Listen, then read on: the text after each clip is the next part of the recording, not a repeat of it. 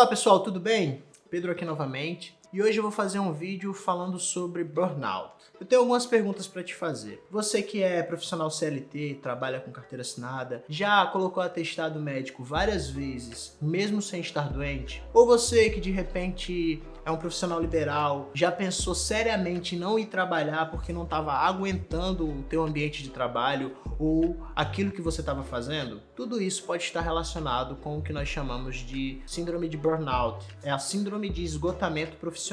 É uma síndrome que não é um transtorno psiquiátrico, mas que afeta muito a saúde mental das pessoas. Já é avaliada como uma doença pelo CID-10 e, além disso, a gente pode dizer que é uma síndrome recente. É uma síndrome que, apesar de ser antiga, na verdade, só foi nomeada e estudada recentemente, a partir da década de 70. Bom, burnout em inglês é queimar fora. Quando a gente faz uma tradução literal para o português, não faz muito sentido. Mas nada mais é do que queimar tudo ou esgotar tudo por fora. O burnout, ele necessariamente está associado ao trabalho. Vou falar um pouquinho sobre isso ao longo do vídeo. Mas é importante dizer isso porque, frequentemente, as pessoas confundem burnout com estresse, com depressão. Eu vou tentar diferenciar o que é cada coisa no seu devido lugar, mas é importante dizer isso, reforçar isso, que o burnout está relacionado ao trabalho. E a gente pode dizer que existem basicamente 3 elementos centrais, primordiais, para a gente classificar que uma pessoa tem uma síndrome de burnout, que é o pior desempenho no trabalho, sentimentos de exaustão e distanciamento do trabalho, distanciamento profissional. O burnout, ele é responsável pela maior parte do absenteísmo numa empresa. Absenteísmo é a falta voluntária, a falta deliberada de um funcionário que escolhe, mesmo sem estar doente, não ir trabalhar. E também é responsável pelo que nós chamamos de hiperpresentismo, que é justamente o contrário, aquela pessoa que sempre está no ambiente de trabalho, mas na verdade só está de corpo presente. Ela nunca está mentalmente lá, ela sempre está viajando, está em outro lugar, não consegue se concentrar naquilo que está fazendo. É importante dizer também, pessoal, que o burnout ele afeta tanto o físico quanto mental. A pessoa ela pode ficar hipertensa por causa de um burnout, ela pode ter dores de cabeça intensas, ela pode ter insônia e vários outros problemas fisiológicos. Mas também uma característica do burnout é que ele desenvolve transtornos de ansiedade e estresse crônico. E é importante a gente fazer essa diferenciação. O que é estresse, o que é depressão e o que é burnout. Depressão é uma doença, é um transtorno psiquiátrico que afeta pessoas de diferentes idades, crianças, adolescentes, adultos, idosos, e não necessariamente tem a ver com o trabalho. Aliás, na maioria das vezes não tem nada a ver com o trabalho,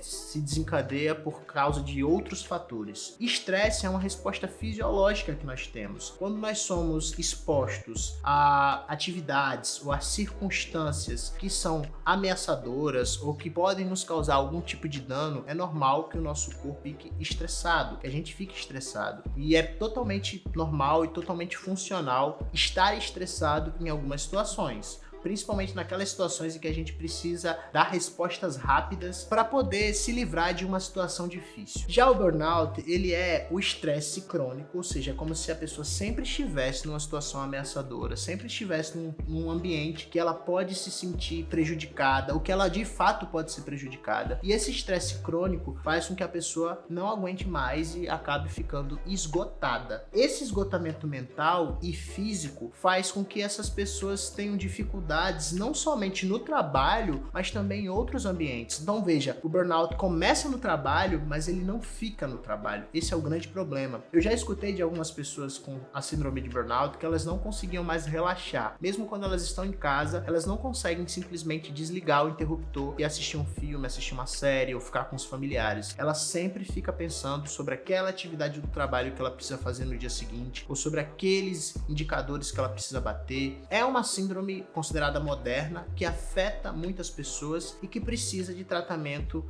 psicoterápico e, na maioria das vezes, psicofarmacológico também. Então, a gente percebe que ambientes em que existe uma extrema cobrança são ambientes que desenvolvem o burnout nos seus funcionários com mais facilidade, ambientes em que existe uma carga de trabalho muito intensa, ambientes em que a pessoa não consegue relaxar em momento nenhum, ela sempre tem que estar produzindo. Por isso que os estudos confirmam afirmam que profissionais da área de saúde são muito afetados pelo burnout, principalmente médicos de urgência e emergência hospitalar. Psicólogos também são muito afetados pelo burnout porque tem que lidar com o sofrimento intenso de outras pessoas com uma certa frequência.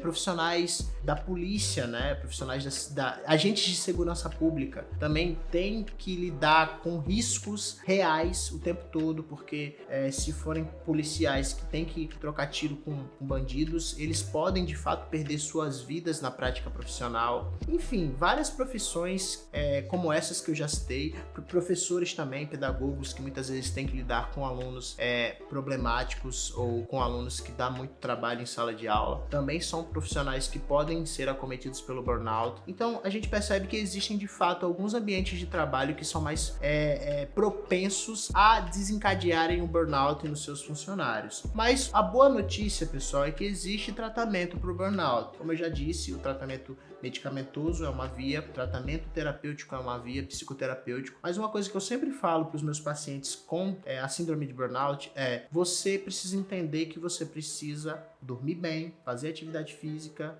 e se alimentar bem. O trabalho é um aspecto muito importante da nossa vida, de fato.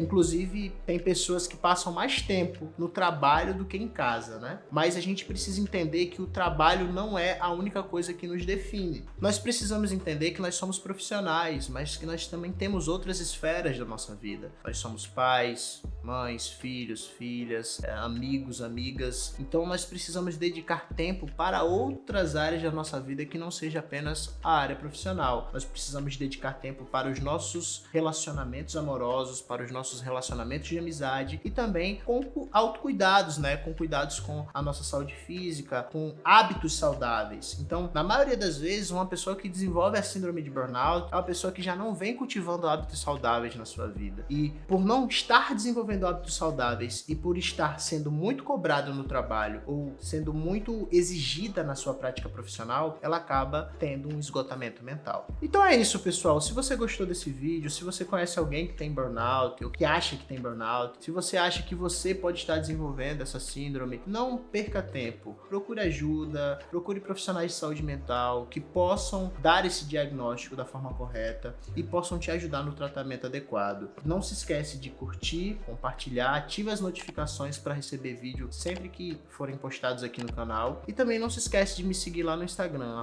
@psipedrolucas. Lá, como sempre, vocês poderão sugerir temas e poderão dar dicas como esses temas vão ser abordados aqui no canal do YouTube, beleza? Um grande abraço e até a próxima semana.